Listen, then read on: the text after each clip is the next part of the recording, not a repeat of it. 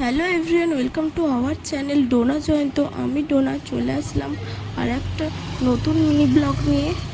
আজকের ভিডিওটা একটু আলাদা, চলো ভিডিও শেষেই বলছি।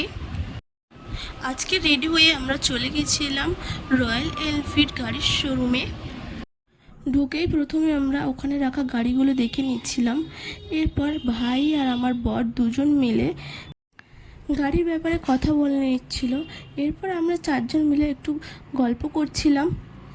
এরপর আমার আর বোনের একটু খিদে পেয়ে গেছিলো। আমি, আমার বর আর বোন তিনজন দোকানে চলে গেছিলাম। ওখান দিয়ে লেস আর একটা কুরকুরে নিয়ে নিয়েছিলাম। দোকানে বসে দুটো রোল খেয়েছিলাম। এরপর আমরা আবার ভেতরে চলে যাই।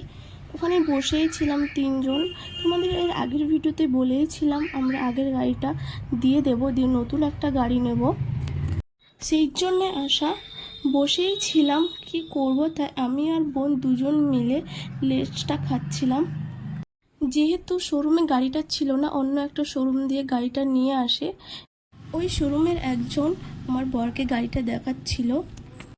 এরপর আমরা ছোট্ট একটা কেক কেটে সেলিব্রেশন করি।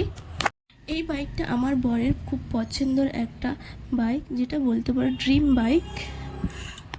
আমার বর যেই বাইকটা নিয়েছে ওই বাইকটার নাম হচ্ছে সুপার মিটিওর 650।